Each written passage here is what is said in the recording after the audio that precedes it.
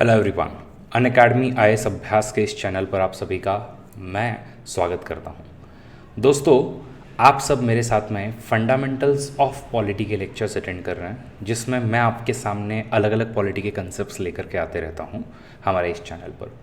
अब तक मैं आप लोगों के लिए मल्टीपल इश्यूज़ कवर करवा चुका हूं, जिसमें से हम लोग अभी कंटिन्यूएशन में 73rd एंड 74th अमेंडमेंट को कवर कर रहे हैं, जो अपना 3rd ईयर स्ट्रक्चर होता है। इसमें से पिछले वीडियो में हम लोगों ने 73rd कॉन्स्टिट्यूशनल अमेंडमेंट एक्ट और पंचायती राज इंस्टीट्यूशन की सारी जो चीज़ें हैं उनके बारे में जानकारी ली थी। अब हम लोग 74th कॉन्स्टिट्यूशनल अमेंडमेंट एक्ट से शुरू करेंगे। इसके जो बेसिक कंपोनेंट्स हैं उनके बारे में हम लोग सबसे पहले बात करेंगे, और उसके आगे हम लोगों को बात करनी होगी कि हमारे अर्बन गवर्नमेंट के जो टाइप्स हैं वो किस तरीके से आते हैं और उनमें क्या क्या बदलाव आपको देखने में मिलेंगे। तो मेरा नाम है अरविंद सिंह राजपुरोहित। आप मेरे साथ में कर रहे हो पॉलिटी इन डिटेल कवर। मैं अनअकैडमी का एजुकेटर हूँ। उसी के अलावा मैं अनअकैडमी के प्लस पर current affairs, political science and international relations, GS2 और साइंस जैसे सब्जेक्ट लेता हूँ। अगर आप मेरे साथ में टेलीग्राम चैनल पर जुड़ना चाहते हो तो अरविंदा UN ये मेरा टेलीग्राम ID है, इसके साथ में आप जुड़ सकते हो। अनअकैडमी पर मल्टीपल ऑफर्स चलते रहते हैं, जो अगर आप लोग चाहते हो तो सिंपल अरविंदा कोड यूज़ करके आप लोग ले सकते हो। चलिए शुरुआत करते हैं हम लोग 74th अमेंडमेंट के साथ में। 73rd अमेंडमेंट हम लोगों ने ऑलरेडी कवर कर ली है। यहाँ पर आप लोगों को राइट में इंफॉर्मेशन वाला जो आइकन आ रहा है वहाँ पर आपको 73rd अमेंडमेंट का वीडियो आपको मिल जाएगा। तो चलिए शुरुआत करते हैं 74th अमेंडमेंट के साथ में। तो 74th अमेंडमेंट हमारे लिए कौन से आर्टिकल में डाली है? तो 243P से लेकर के 243ZG तक मैंने आप लोगों को पहले भी क्लियर कर दिया था कि हमारे कॉन्स्टिट्यूशन ने 243 से लेकर के 243O तक पंचायती राज इंस्टीट्यूशन के प्रोविजंस दिए हुए हैं, और अब पार्ट 9A में 243P से 243ZG तक 74th अमेंडमेंट के प्रोविजंस दिए हुए हैं। इसके पहले भी हम लोग देख चुके हैं कि दो एरियाज़ होते हैं, एक रूरल एरिया होगा हमेशा, एक अर्बन एरिया होगा। ये वाला जो पार्ट है ये आपके अर्बन एरिया को मेजरली गवर्न करने के लिए है। इसने 12th शेड्यूल जो है वो भी ऐड किया था, जैसे 73rd अमेंडमेंट ने 11th शेड्यूल ऐड किया था, इसी तरीके से इन्होंने 12th शेड्यूल ऐड हमको करके दिया है। Obviously it gives the municipalities the constitutional status. इसका मतलब अब ये है कि हम लोग जो है वो रिवाइटलाइज कर सकते हैं अर्बन गवर्नमेंट को। और उसके पीछे एक मेजर रीज़न ये भी है बिकॉज कि हमारी जो मेजॉरिटी ऑफ द पॉपुलेशन है अब वो धीरे धीरे अर्बन बनते जा रही है। ऐसा अनुमान है कि by 2045 50% population will be staying in the urban areas. तो ऑब्वियसली फिर इन एरियाज़ को गवर्न करना, इन एरियाज़ की प्रॉब्लम्स को समझना और इन एरियाज़ का एग्जैक्टली स्ट्रक्चर क्या है ये समझना हमारे लिए महत्वपूर्ण बन जाता है। सबसे पहले देखते हैं टाइप्स ऑफ म्यूनसिपैलिटीज़। देखिए, अब मैं आपको बताऊंगा कि जो अर्बन गवर्नमेंट है या फिर म्यूनसिपैलिटीज़ के जो टाइप्स हैं, ये आपको लक्ष्मीकांत जो कि पॉलिटी की एक मेन रेफरेंस बुक है उसमें अगर आप लोग देखेंगे तो आपको देखेंगे कि 3 दिए हुए हैं कॉन्स्टिट्यूशन में, और लक्ष्मीकांत में और 8 जो है वो टाइप आपको दिए हुए हैं, जिनमें से इन टाइप्स का भी इंक्लूजन है। तो समझने की बात यह है कि ये जो क्लासिफिकेशन है ये लक्ष्मीकांत हमको करके देते हैं, जिससे कि हमारी अंडरस्टैंडिंग और बढ़े। लेकिन अगर हम लोग कॉन्स्टिट्यूशन की बात करें तो उन्होंने सिर्फ 3 ही चीज़ें जो है वो हमको दी हुई है। हम लोग पहले ही बात कर चुके हैं कि इट ऑल डिपेंड्स अपॉन आपका पॉपुलेशन क्या है, आप लोगों का डेंसिटी कैसा है, रेवेन्यू कितना जनरेट करते हो, परसेंटेज ऑफ एम्प्लॉयमेंट क्या है और इकोनॉमिक इंपॉर्टेंस क्या है। ऐसी सब चीज़ों के बेसिस पर अगर बहुत बड़ा एरिया है तो हम लोग उसको म्यूनसिपल कॉरपोरेशन कहेंगे। अगर छोटा एरिया है, थोड़ा मिडल साइज़ का है, तो उसको हम लोग म्यूनसिपल काउंसिल कहेंगे, यानी कि नगर परिषद। और सबसे जो छोटा होता है उसको हम लोग नगर पंचायत के नाम से जानते हैं। तो ये 3 टाइप के जो क्लासिफिकेशन है ये constitution population, density, revenue, percentage of employment and economic importance के बेसिस पर करते हैं। बाकी अगर इसकी कॉम्पोजिशन की अगर हम लोग बात करें तो जिस तरीके से हम लोगों ने देखा था कि एक ग्राम जो होता है उस ग्राम को हम लोग अलग अलग वार्ड्स में डिवाइड करते हैं और वहाँ से आपके अलग अलग वार्ड पंच आते हैं, बस उसी तरीके से हर एक म्यूनसिपल एरिया को भी अलग अलग वार्ड्स में डिवाइड किया जाता है, जिससे यहाँ से एक इलेक्टेड रिप्रेजेंटेटिव आपका आए। और इस इलेक्टेड रिप्रेजेंटेटिव को हम लोग कॉरपोरेटर, काउंसिलर, नगर सेवक, नगर पार्षद, इस तरीके से हम लोग इनको मल्टीपल स्टेट्स में मल्टीपल नाम से जानते हैं। यहाँ पर अभी यूज़ करने के लिए मैं यहाँ पर टर्म जो है वो काउंसिलर यूज़ करूँगा। तो काउंसिलर का मतलब है बेसिकली आप लोग समझ लीजिएगा इस चीज़ को, इसको हम नगर सेवक कहेंगे। तो हर एक वार्ड से आपका एक नगर सेवक जो है वो आता है, और ये वार्ड्स का डिवीज़न करने के बाद में इन कॉन्स्टिट्यूशन ही हमको एक और चीज़ कहता है कि अगर आपका पूरे म्यूनसिपैलिटी का पॉपुलेशन 3 लाख से अगर ज़्यादा है तो आप वार्ड कमिटीज़ भी बनाएं, जिसके अंदर में ये वार्ड कमिटीज़ में अलग अलग मेंबर्स डिसीजन ले। इसके चलते अगर मैं आपको एक एग्जांपल दिखाऊं, अगर आप लोग भी चाहें तो अपने अपने म्यूनसिपल कॉरपोरेशन के वेबसाइट पर जा करके चेक कर सकते हैं। जैसे कि मैं पुणे की वार्ड कमिटीज़ आपके सामने लेकर गया हूँ, जिसमें से वार्ड को एक प्रभाग नाम दिया गया है। तो ये प्रभाग नंबर 1 है कलश धानोरी, ये है आपका फुले नगर नागपुर चौल। तो इसमें देखिए ये जो है वो सारे के सारे आपके वार्ड मेंबर्स हैं जो डिसीजन लेने में आपकी हेल्प हमेशा से करते हैं। तो इसका कॉम्पोजिशन कैसे होगा इन वार्ड कमिटीज़ का, ये स्टेट लेजिस्लेचर को हम लोगों ने बताया हुआ है। तो गाइज अब सीधी सी बात है कि ये वॉलंटरी होगा या कंपलसरी पावर होगा, ये मुझे आप लोग चैट बॉक्स में बताएंगे कमेंट करके। तो ये हो गया हमारे कंपोजिशन के बारे में। तो कंपोजिशन में वार्ड्स हमने बनाए हैं, वार्ड्स में से आपके एज आई सेड कि काउंसिलर्स आने वाले हैं जिनको हम लोग नगर सेवक भी कहते हैं। अब इसी के अलावा जब आप लोगों का ये कंपोजिशन हो रहा है, मान लीजिए आप म्यूनसिपल कॉरपोरेशन अगर बना रहे हो, तो इस म्यूनसिपल कॉरपोरेशन के अंदर में अगर स्टेट लेजिस्लेचर चाहे तो जिनके पास में स्पेशल नॉलेज है ऐसे लोगों को लोकसभा या एमएलए के जो हमारे एमएलएज हैं इनको, या राज्यसभा के कोई मेंबर या स्टेट लेजिस्लेटिव काउंसिल के मेंबर्स, इन सबको रिप्रेजेंटेशन देने का हक भी स्टेट लेजिस्लेचर के पास में। तो ये कम्प्लीटली एक वॉलंटरी पावर होगी स्टेट लेजिस्लेचर की तरफ में। एनीवेज बाकी की अगर हम लोग म्यूनसिपल कॉरपोरेशंस और इनके सारे प्रोविजंस देखें तो मोर और लेस जो पिछले लेक्चर में हमने देखा है वैसा ही है। रिजर्वेशन ऑफ सीट्स है क्या? हाँ जी है। 1/3 जो है वो वुमेन के लिए रखी हुई है। उसके अलावा अगर आप देखो तो एससी और एसटी इनको अपने पॉपुलेशन के प्रोपोर्शन में, प्लस ओबीसीज को स्टेट अगर चाहे तो दे सकता है।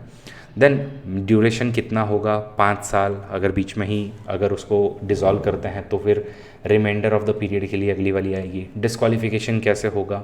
स्टेट डिसाइड करेगा। हमारा जो पावर्स है या अथॉरिटीज़ हैं 12th शेड्यूल में से कौन कौन सी पावर इनको मिलेगी, 243W आर्टिकल आपको बताता है। इसी के अलावा कौन कौन से आप टैक्सेस इम्पोज कर पाओगे, फंड्स क्या है म्यूनसिपैलिटी के, finance commission, again state finance commission, accounts कैसे मेंटेन होंगे, इलेक्शन कैसे होगा, और इसी के अलावा एप्लीकेशन जो है वो यूनियन टेरिटरीज़ को होगा नहीं होगा।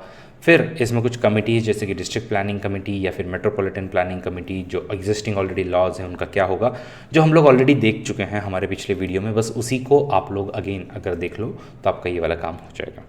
आज के सेशन में इसलिए मैं थोड़ा सा एक डिफरेंट चीज़ पर काम करूंगा, वो है कि टाइप्स ऑफ अर्बन गवर्नमेंट, जिसमें से खास करके लक्ष्मीकांत जो है वो अपने को 8 टाइप्स जो है वो देते हैं। तो वो अब 8 टाइप्स अपने को थोड़ी सी डिटेल में देखना है।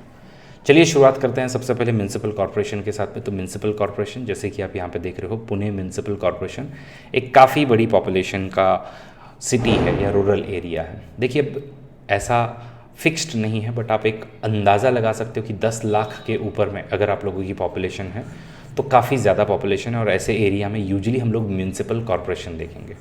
पुणे, नासिक, न्यू दिल्ली, मुंबई, डोंबिवली या even for that matter Chennai, ये सब जो है बड़े बड़े सिटीज़ हैं और इनमें 10 लाख से ज़्यादा पॉपुलेशन होगी तो यहाँ पर म्यूनसिपल कॉरपोरेशन होगी। म्यूनसिपल कॉरपोरेशन को हमेशा एक स्टेट के एक्ट से इस्टेब्लिश किया जाता है, तो ये कोई पार्लियामेंट के एक्ट से नहीं होता है। अगर आपको कभी पूछा जाए कि क्या म्यूनसिपल कॉरपोरेशन स्टैट्यूटरी बॉडी होती है, बिल्कुल यस। अगर हम इसमें देखें तो 3 चीज़ें आपको सबसे इंपॉर्टेंट दिखेंगी। एक होता है द काउंसिल, जिसके अंदर में काउंसिलर्स इलेक्ट होकर के आते हैं। आप सबको याद होगा वार्ड्स में डिवाइड किया जाता है और वार्ड्स में डिवाइड करने के बाद में वहाँ से एक काउंसिलर इलेक्ट होकर आते हैं और वो जहाँ बैठते हैं उसको हम काउंसिल कहते हैं। इसी का इक्विवेलेंट अगर हम लोग यूनियन लेवल पर देखेंगे तो उसको हम लोकसभा कहते हैं। Then there is a standing committee. तो स्टैंडिंग कमेटी काइंड ऑफ थोड़ा सा इन्हीं काउंसिल्स में से कुछ मेंबर्स को आप लेते हो और उनको कुछ एग्जीक्यूटिव फंक्शंस देते हो।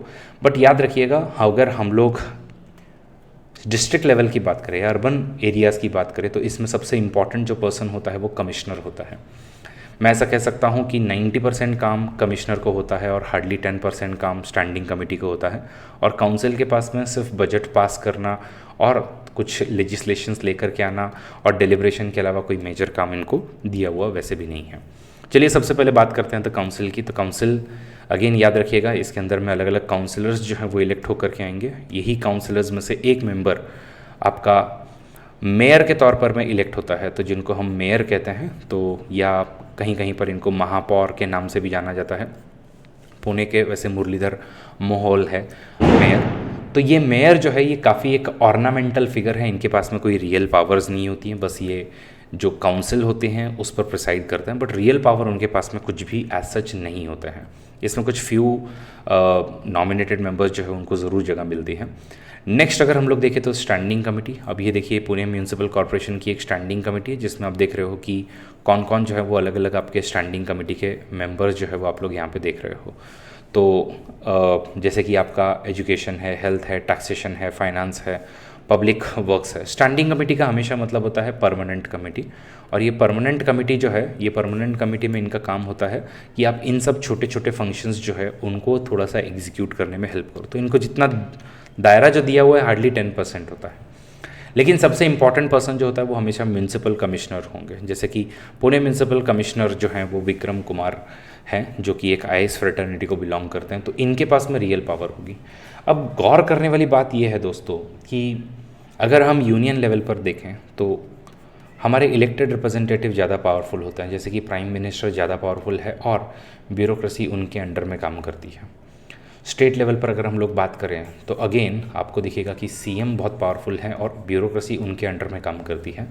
But when it comes to district या फिर when it comes to urban areas, तो यू विल फाइंड दैट आपके अर्बन रिप्रेजेंटेटिव जैसे कि मेयर हो गए, या फिर इवन जो हम लोग देखेंगे कि कुछ प्रेसिडेंट वगैरह भी होते हैं काउंसिल्स के, तो इनकी पावर्स जो हैं वो कम होती है और ब्यूरोक्रेसी की पावर जो है यहाँ पर आपको ज़्यादा मिलेगी।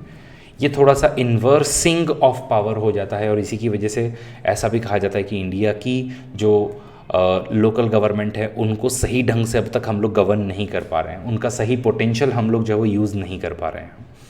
तो आई होप आप लोगों को सबसे पहले टाइप की जो गवर्नमेंट है वो क्लियर हो गई है। Let us go and see municipality. Municipality को हम लोग एक और नाम से जानते हैं, दैट इज़ म्यूनिसिपल काउंसिल। और ये जो म्यूनिसिपल काउंसिल जो होता है, ये म्यूनिसिपल काउंसिल को हम लोग हिंदी में नगर परिषद के नाम से भी जानते हैं। तो पुणे के ही पास में एक छोटा सा शहर टाइप में एरिया है जिसको हम लोग लोनावला कहते हैं, जिसकी आबादी 1 लाख से ज़्यादा की होगी, लेकिन ऑब्वियसली इसकी आबादी जो है वो 10 लाख से तो पक्का कम ही है। ऐसे जो एरियाज़ होते हैं जो मिड साइज़ के होते हैं वहाँ पर आपको म्यूनसिपैलिटी दिखेगी। अगेन इनको भी स्टेट के एक्ट के थ्रू ही बनाया जाता है, और इसमें भी काउंसिल, स्टैंडिंग कमेटी और चीफ एग्जीक्यूटिव ऑफिसर, इस तरीके के 3 आपको इम्पॉर्टेंट पर्सन मिलेंगे। द काउंसिल की बात करें तो जस्ट लाइक काउंसिलर्स आपके आते हैं उसी तरीके से यहाँ पे काउंसिलर्स आएंगे। यही काउंसिलर्स अपने में से एक को प्रेसिडेंट चूज करते हैं, या उनको आप चेयरमैन भी बोल सकते हो। आगे जो है वो, अब अगर हम लोग देखें तो ये मेयर जैसे नहीं होते हैं कि सिर्फ टाइटलर हेड है या ऑर्नामेंटल फिगर है, इनके पास में थोड़ी रियल पावर होती है, ये कुछ डिसीजंस ले पाते हैं। एंड लास्टली इनके पास में स्टैंडिंग कमेटी है, बट अगेन इन सब के अगर टोटल पावर्स आप मिला लो तो हार्डली 20% होंगे। मेन पावर सीईओ, जो कि अगेन एक आईएएस फ्रेटर्निटी या फिर डीवाईएसपी फ्रेटर्निटी के होते हैं, मतलब स्टेट पब्लिक सर्विस कमीशन से इनको सिलेक्ट किया जाता है। तो मेजर पावर यहाँ पर सीईओ को है। Again so you are seeing that here elected representative is being made subordinate to selected representative, that is IAS officer. Then हम आते हैं third type of urban area की तरफ में, जो कि होता है नोटिफाइड एरिया कमेटी। नाम से ही पता चलेगा हमको कि इसको कहीं ना कहीं आप नोटिफाई करेंगे। नोटिफाई का मतलब है कि नोटिफिकेशन के द्वारा हम लोग लेकर के आएंगे। तो यूजली इसको गवर्नमेंट जो है वो गैजेट के नोटिफिकेशन के थ्रू लेकर के आते हैं। फॉर एग्जांपल जमशेदपुर की अगर हम लोग बात करें तो ये एक ऐसा एरिया था जो फास्ट इंडस्ट्रियलाइजेशन उसके अंदर में हो रहा था, प्लस इसके अंदर में म्यूनसिपैलिटी के सारे कंडीशंस फुलफिल करने जैसी नहीं है, लेकिन इंपॉर्टेंट है। अगर ऐसा कहीं भी स्टेट गवर्नमेंट को लगता है तो ऐसे एरिया को नोटिफाई करके हम लोग लेकर के आ सकते हैं। मज़े की बात यह है कि इसमें कहीं पर भी इलेक्शन नहीं होता, it is an entirely nominated body. तो इसमें सारे लोग नॉमिनेटेड हैं, और फिर उस टाउन जो भी है या जो भी आपका एक वो NAC वाला जो एरिया आया है उसको गवर्न करने का काम करेगी मेजरली। तो ये हो गई आपकी तीसरी टाइप की बॉडी। चौथी टाइप की जो बॉडी है उसको हम लोग कहते हैं टाउन एरिया कमेटी। देखिए अगर आप लोग गुलमर्ग जाओ तो गुलमर्ग जो है वो ना ही अर्बन है ना ही रूरल है, पूरी तरीके से आप नहीं बोल सकते, इसकी पॉपुलेशन डेंसिटी भी इतनी हाई नहीं होगी। ऐसे एरियाज़ को गवर्न करने के लिए हमको एक कमेटी बनानी पड़ती है जिसको हम लोग टैक यानी कि टाउन एरिया कमेटी बोलते हैं। ये अगेन स्टेट लेजिस्लेचर के सेपरेट एक्ट से बनाया जाता है। अगेन डिपेंड करता है कि स्टेट लेजिस्लेचर क्या कह रहा है, या तो ये पूरी इलेक्टेड या पूरी नॉमिनेटेड बॉडी हो सकती है, बट छोटे छोटे टाउन्स को गवर्न करती हैं। देन देर आर सबसे important areas which are called as cantonment board. Cantonment board क्या होता है? कैंटोनमेंट बोर्ड मतलब जहाँ पर आर्मी भी हो और वहाँ पर अब धीरे धीरे जो है वो सिविलियन पब्लिक भी आ चुकी हो। तो जैसे कि पुणे की छावनी है, ये पुणे की छावनी है, तो इसके आजू बाजू में सिविलियन एरिया जो है वो थोड़े थोड़े धीरे धीरे आने लगेंगे। अब इस एरिया को अगर आपको गवर्न करना है तो आपको दोनों का भी मिक्सचर रखना पड़ेगा, मतलब आर्मी को भी आपको रिप्रेजेंटेशन देना पड़ेगा और यहाँ की जो सिविलियन पॉपुलेशन है उसको भी आपको रिप्रेजेंटेशन देना पड़ेगा। ऐसे समय में हमारी डिफेंस मिनिस्ट्री के एक्ट के थ्रू, जिसको हम लोग कैंटोनमेंट एक्ट ऑफ 2006 बोलते हैं, उसके थ्रू हम लोगों ने अलग अलग कैंटोनमेंट बना करके रखे हुए जिनको डिफेंस मिनिस्ट्री मेजरली गवर्न करती है। ध्यान रखिएगा, इसको ना स्टेट गवर्नमेंट गवर्न करती है ना ही कोई आपके दूसरे रूरल एरियाज़, रादर इसको डिफेंस मिनिस्ट्री हमेशा से गवर्न करती है, मतलब सेंट्रल गवर्नमेंट इसको गवर्न करती है डिपेंडिंग अपॉन कि आप लोगों की पॉपुलेशन कैसी है। जैसे कि अगर आपकी 50,000 से ज़्यादा पॉपुलेशन है तो उसको हम कैटेगरी 1 का कैंटोनमेंट बोर्ड कहेंगे, और वैसे ही धीरे धीरे पॉपुलेशन अगर आपकी कम होती है तो हम लोग उसको कैटेगरी 4 तक भी बोलेंगे। तो डिपेंड करता है कि आप कैटेगरी 1 को वगैरह बिलोंग करते हो। अगर येस तो फिर आपके यहाँ पर अलग तरीके से थोड़ा सा नॉमिनेशन होगा आपके 5 ईयर के लिए। पार्टली कुछ नॉमिनेटेड मेंबर्स आते हैं, कुछ आपके इलेक्टेड मेंबर आते हैं। नॉमिनेटेड मेंबर मतलब जो भी उस एरिया का कमांडिंग ऑफिसर होगा, कमांडिंग मिलिट्री ऑफिसर होगा, वो ऑटोमेटिकली वहाँ के एक्स ऑफिशियो प्रेसिडेंट जो है वो बन जाते हैं। वही अगर हम लोग देखें तो बाकी आपके कुछ इलेक्टेड रिप्रेजेंटेटिव जो सिविलियन गवर्नमेंट से आते हैं वो भी आपको मिलेंगे। तो ये एक हमारा तरीका है जिससे कि कैंटोनमेंट बोर्ड जैसे जो एरियाज़ हैं उनको भी हम लोग ढंग से गवर्न कर पाएँ। तो this is with respect to cantonment board. Next जो आता है वो है हमारा टाउनशिप। तो टाउनशिप जो है वो कुछ ऐसे एरियाज़ होते हैं जिसमें एक बड़ी बड़ी एंटरप्राइज हम लोग खोलते हैं, जैसे पब्लिक सेक्टर अंडरटेकिंग अगर हम लोग खोल लेते हैं तो उसी एरिया में थोड़ा रहने की व्यवस्था प्लस यहाँ की तो थोड़ी सी म्यूनसिपल जो भी आपको सहायता चाहिए होती है, जैसे कि स्ट्रीट लाइटनिंग हो गई, रोड्स हो गए, सीवेज हो गया, इन सब का ध्यान रखने के लिए आपको एक बॉडी चाहिए। उस बॉडी को हम लोग टाउनशिप बोलते हैं। इसमें ऑब्वियस ही बात है कि कोई इलेक्टेड रिप्रेजेंटेटिव नहीं होगा, यहाँ पे टाउन एडमिनिस्ट्रेटर होता है और उसको अगेन गवर्नमेंट जो है वो खुद ही अपॉइंट करती है और उसी का काम होता है ये सब चीज़ों को देखना।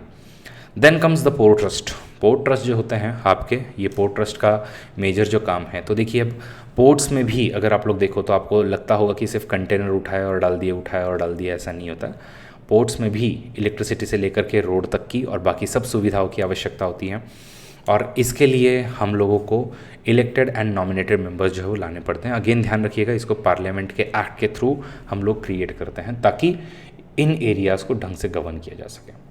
अब हम लोग बढ़ते हैं last but not least, that is special purpose agency, या फिर इसको हम लोग single purpose, unipurpose, special purpose, functional local bodies, इस तरीके से भी हम लोग इसको जानते हैं। तो ये क्या है? बेसिकली देखिए, सिर्फ इसको घर का काम दिया जाए तो वो महाड़ा बन जाएगी, दैट इज़ ऑब्वियसली आप लोगों का हाउसिंग बोर्ड हो जाएगा। कभी कभी आप लोग वाटर बोर्ड बनाते हो, कभी आप लोग इलेक्ट्रिसिटी बोर्ड बनाते हो, कभी आप पोल्यूशन कंट्रोल, मतलब बेसिकली आपका जो म्यूनसिपल एरिया है बट उसमें आपको एक स्पेशलाइज्ड फंक्शन देना है। बेस्ट एग्जांपल है दिल्ली जल बोर्ड। देखिए दिल्ली इतनी बड़ी है, 3 म्यूनसिपल कॉरपोरेशंस में बटी हुई है। अब इनका अगर वाटर जो है वो आप लोगों को ढंग से रेगुलेट करना है तो इसके लिए आप एक single purpose agency, that is water का काम करने के लिए आप एक बॉडी बनाओगे जो हर तरफ में आप लोगों को ढंग से पानी पहुंचाएगी।